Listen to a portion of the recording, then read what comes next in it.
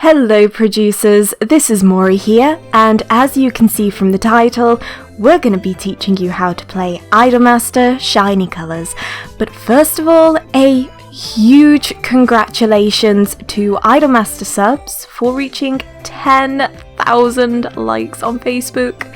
It's amazing and we're so thankful for all of your support here, so yay! Congratulations! But back to the tutorial. So, Shiny Colors is the newest part of the Idolmaster franchise, and it came out at the beginning of 2018. Now, the game was released with 4 groups of idol units. That's Illumination Stars, Lantica, Alstromeria, and Hokugo Climax Girls. The game itself uses HTML5 and can be played from your cell phone, from a tablet, or from your PC. In order to access the game, all you need is the URL of the page, and we'll pop a link to that in the description below. And what you're going to need as well is the correct IP for this. The game itself is currently region locked to 5 countries. That's US, Canada, Taiwan, Hong Kong, and Korea. Players from the rest of the world are gonna need some kind of VPN.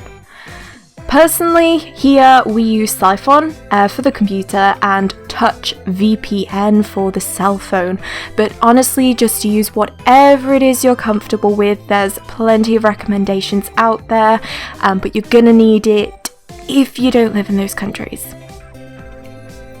So, once you've got the game all loaded up, you're gonna get one of those generic tutorial explanations where it kind of doesn't let you play the game and it points to things. After all that, it's time for RNG. Now, this game is about 50% luck and 50% strategy.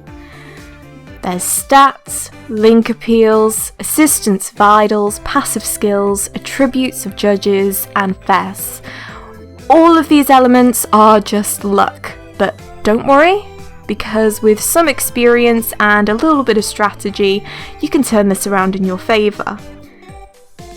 So within the game, you've got 2 types of cards. There's the producer card and there's the support card. Producer cards are the cards that you will produce, and the support cards is, surprise, the support from the other idols. And remember, the affinity of the idols can be very beneficial. It's important to try and use cards that are of the same kind of attribute, idol group, or with skills that are similar to your producer card. So, in other words, it is important to have both good producer cards and good support cards. So, time to go get those idols. The first RNG is the free reroll. So, go to the gacha option and go to the very last option where you can roll for 10 cards. If you don't like the result you got, you can press the yellow button on the left and reroll again and just keep going until you've got what you need. Now remember, you can get more than one SSR in a 10 roll, so it's really worth to keep trying. So once you've got your idols and once you've got your knickknacks from the mailbox, you can raise the level of the support cards that you have, especially the SSR or the SR cards, of course. The cards can unlock skills depending on how many copies that you have, and you need 5 cards in total for this. Once you've got the 6th copy onwards, you can change it for pebbles that can then be changed for other things. So, let's start with some production tips. First up, if you don't know Japanese, you can skip the conversations with these buttons. So, what is the purpose of this game mode? That is to get the best stats in 5 seasons. The better stats you have per idol, the more success you're going to have in the lives. And the stats are the following. So you have 3 basic attributes, that's vocal, dance and visual. There's the level of resistance of the idol, or its life bar, or known as mental. There's the points to raise the skills of the idols, or SP, and the audience that serves to determine the rank of the idol, and the level of affection. The activities that you can do are divided into 3. That's lessons, jobs and lives. The lessons are focused on the basic attributes, and jobs serve more for mental and SP. The lives are mostly there to attract fans. This here is the stamina bar, and that's going to be consumed whenever you do a lesson or you choose to work. The percentage in red that appears is a danger of failure, so the lower the resistance, the greater the chances are of failing. The support idols will be distributed randomly in the activities that you do, and they have benefits by being in the lessons, such as receiving more points or unlocking commus that can improve your statistic.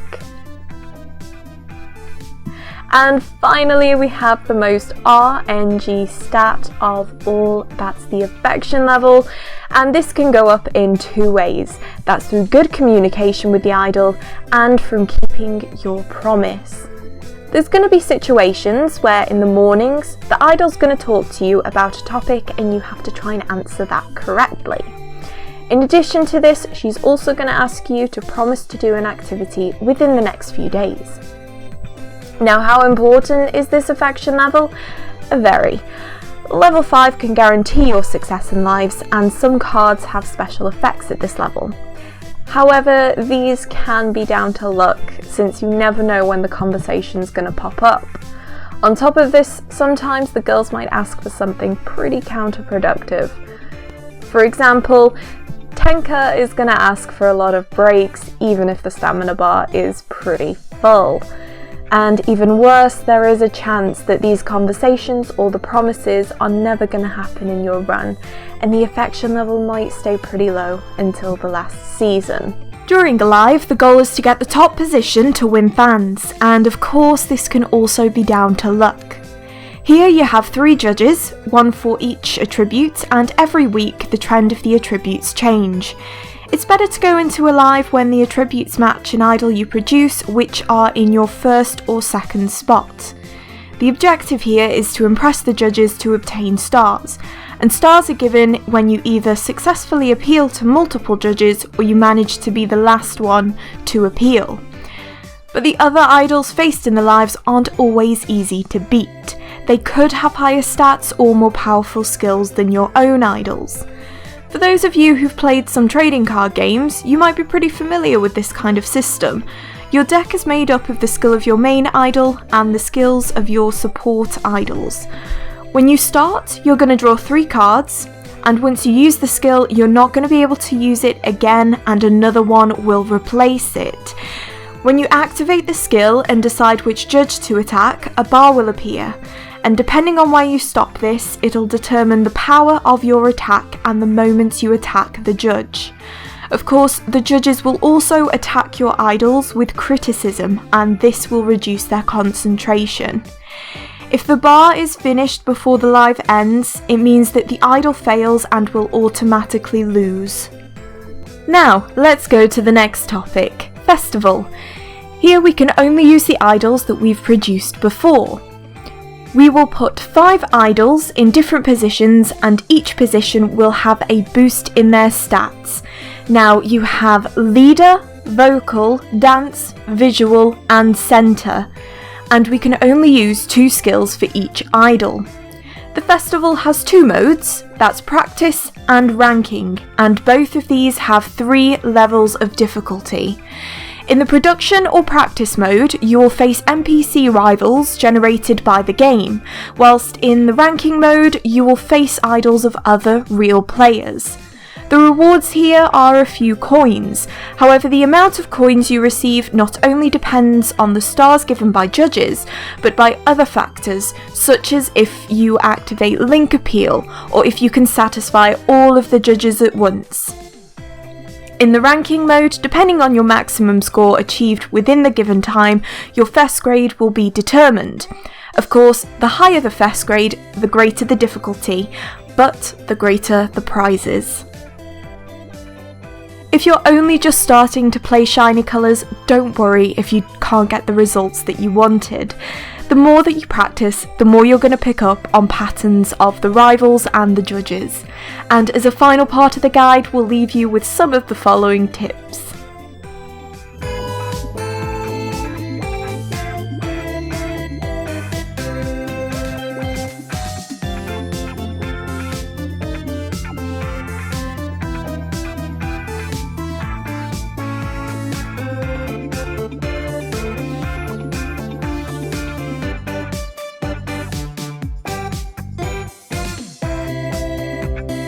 Well, that's everything for an initial guide to shiny colours. Obviously we can't cover everything that's in this game in just one sort of summary video, so hopefully we're going to make some future videos that's going to better explain the game modes, but we'll see.